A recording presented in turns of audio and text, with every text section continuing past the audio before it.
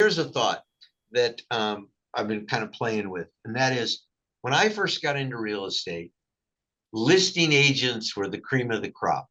List to last was the phrase. Okay. And the people who really were successful were listing agents. And listing agents, you didn't get into real estate today and get a listing tomorrow. Listings required building relationships. People sent out mailings, people knocked on doors, people to build relationships that then a seller would trust them with the most valuable asset of their life. They would sign a commitment to pay if someone sold the home. So listings were hard to get because it was hard to get somebody to sign a listing contract with you. And Mm. so if you did get a listing contract, that was gold. And some agents, that's all they did. They didn't even want to deal with buyers. Now, what the MLS did is it gave a market to brand new people, and brand new people could get in. They didn't have to build a relationship. They didn't have to get a signed contract with the commitment. That if they took somebody out and showed them a home, if the home was what the buyer wanted, then the buyer would let that agent write an offer, and that's where the connection was made, and the guarantee of commission came from the MLS. Well, Mm. this now what we've got is a big change, because now, just like you had to get a written commitment to get a listing and to get promised to be compensated, you got to get that with a buyer now. Mm-hmm. And it's going to change. The rules of the game are going to change dramatically as we look at buyers, because what buyer is going to want to, and I'm just throwing this out there, what buyer is going to want to sign a contract with somebody they just met today, committing them to have to pay money Yeah. to purchase, without understanding, to purchase the biggest investment of their life?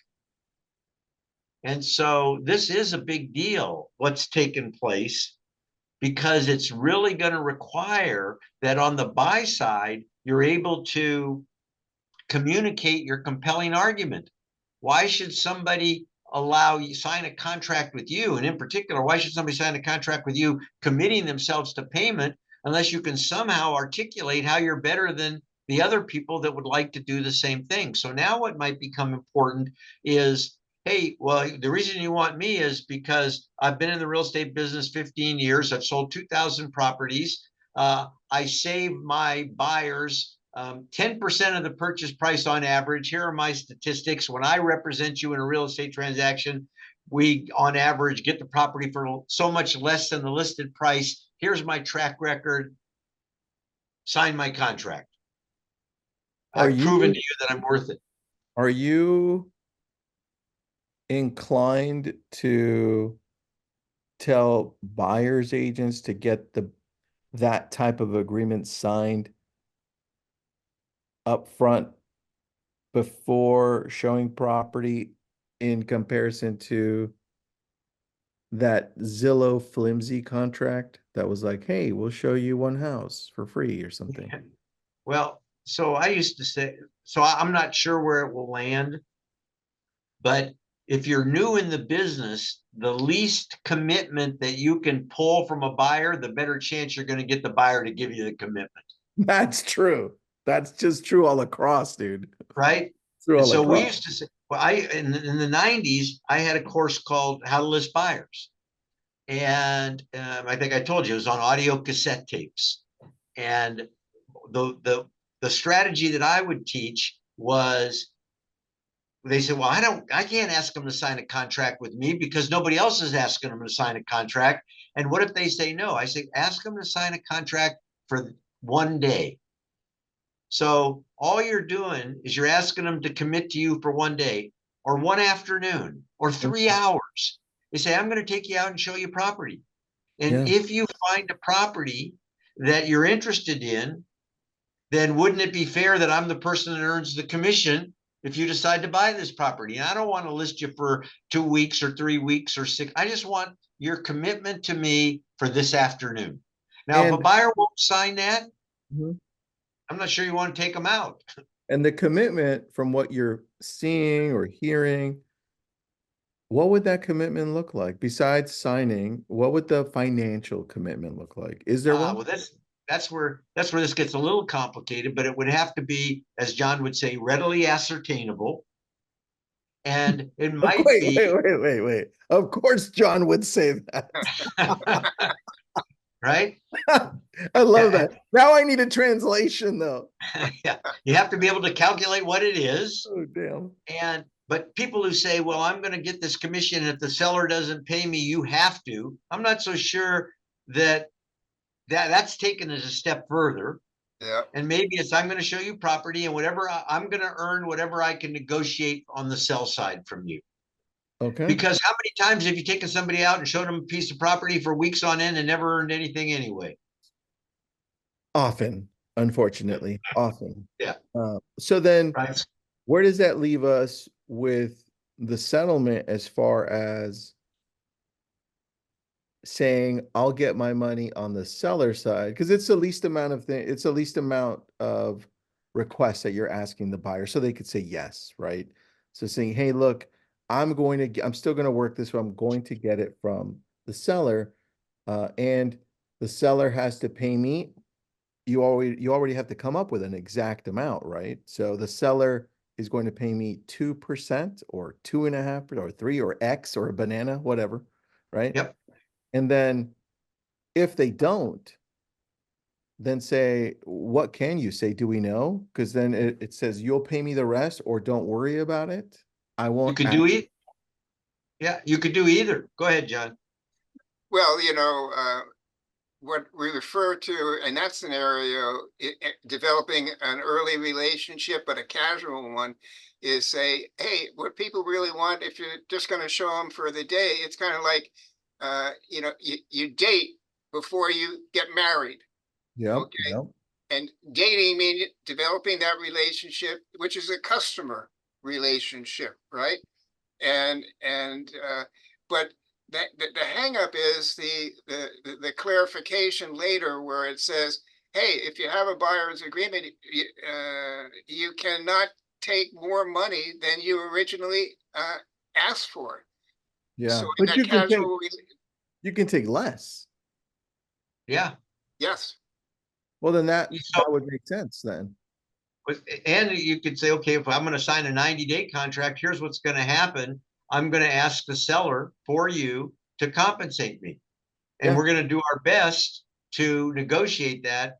And in the event the seller's not willing to pay, I mean, the best practices are still going to get figured out over time.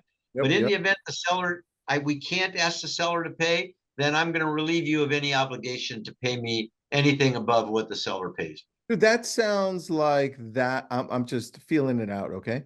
Mhm. But it sounds like that becomes customary. That's if we fast forward 2 years from now, that sure sounds like what's going to end up working right there. Now, then that leaves me with one question, just so that I'm clear.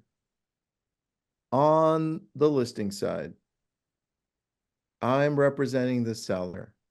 My fiduciary duty is to the seller as the listing agent. Part of my fiduciary duty is to let the seller know how the process works, because I do this often and they don't.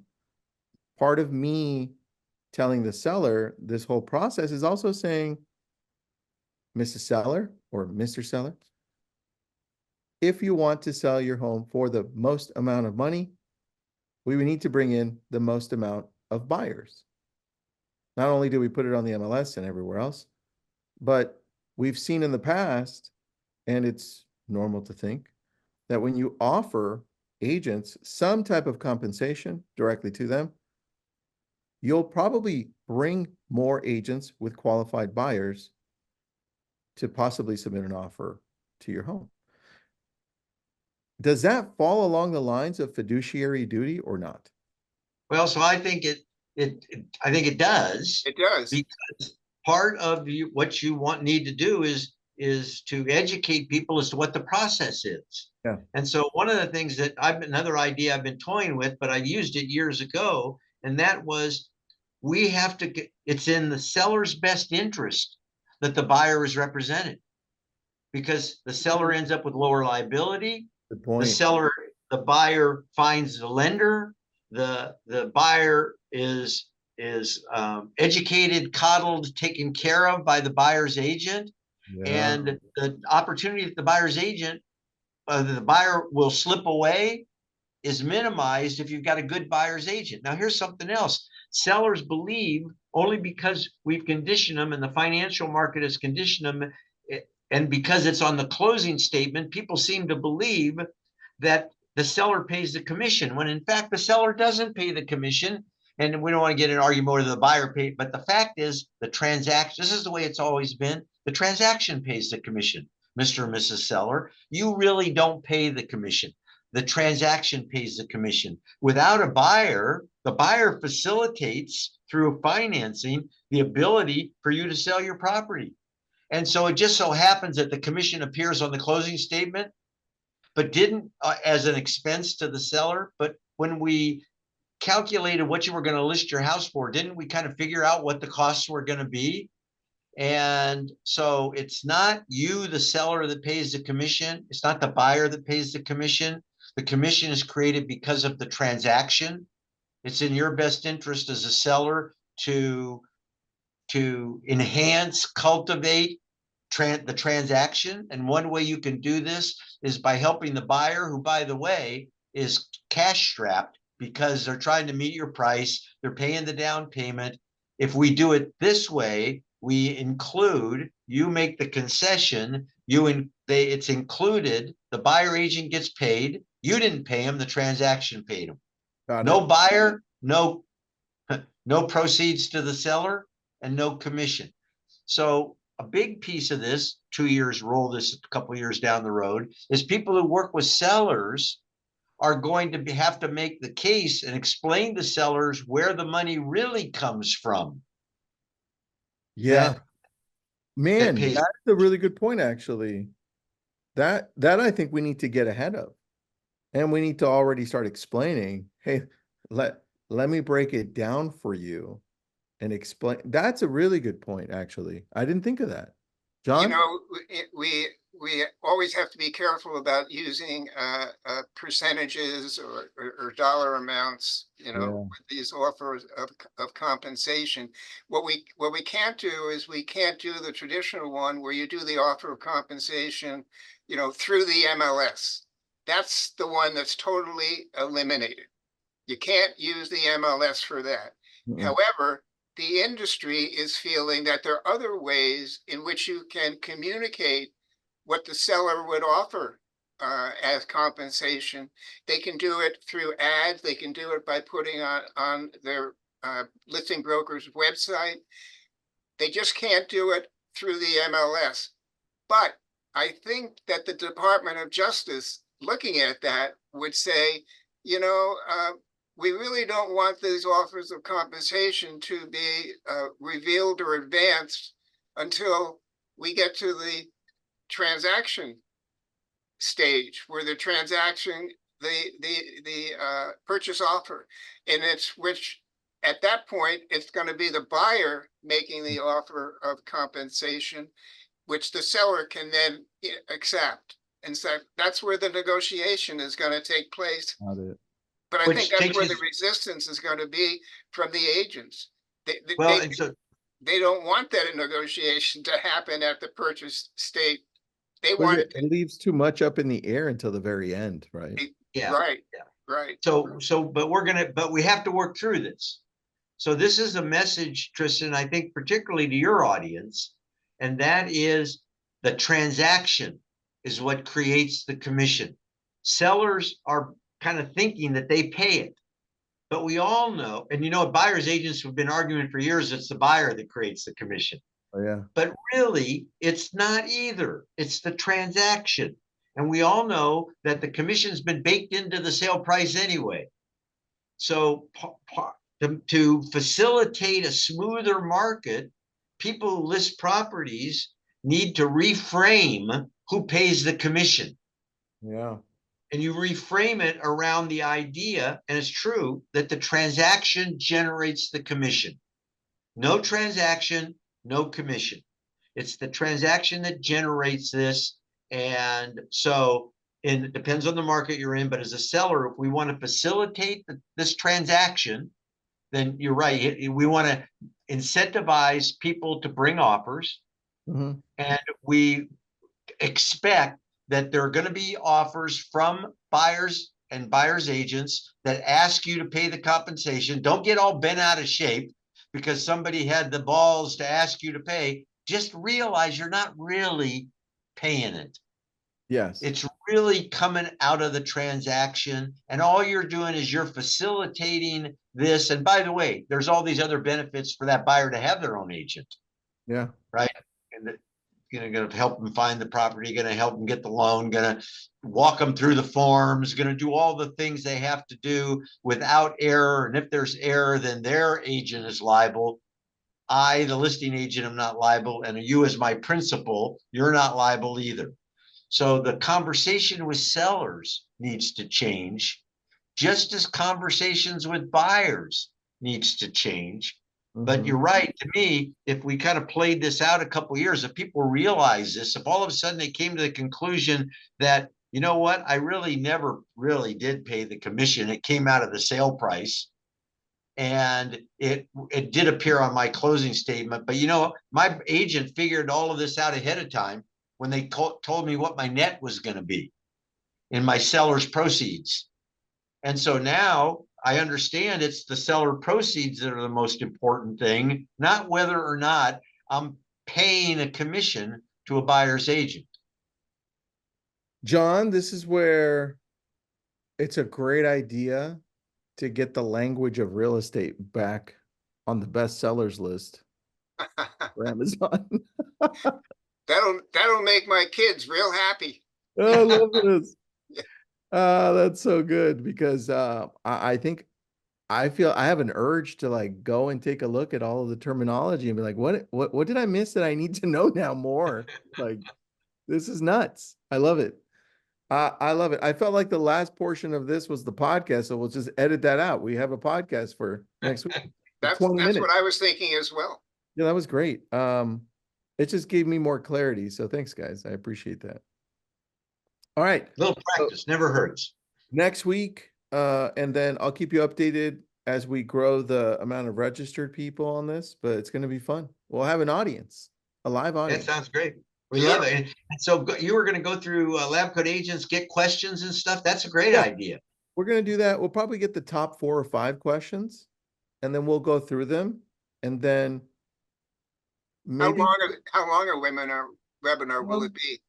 you know, I was thinking 30 minutes, but maybe it's an hour actually, because we might need an hour. If we're going to take questions, it would be. Yeah.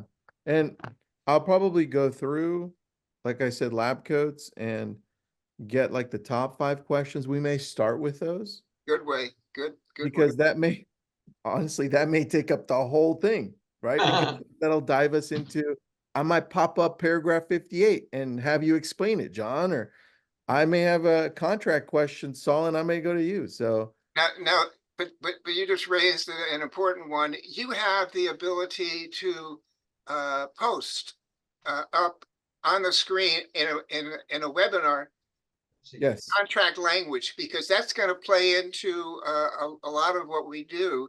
And you know, we can have the clips ahead of time, but you're able to post them so the viewers get that. And I think that's key. Okay, you got it. Yeah. I got that. And then I'll also have them in a Google Doc. So I'll share it with them. So if they want to go and take a look at it on their own, Nice. they can do that too. And I'll send you guys the questions that I see ahead of time. So if you have answered those in the data advocate, as we're answering them, I'll just put it in and be like, guys, they answered it fully right here, but let's go over it anyway.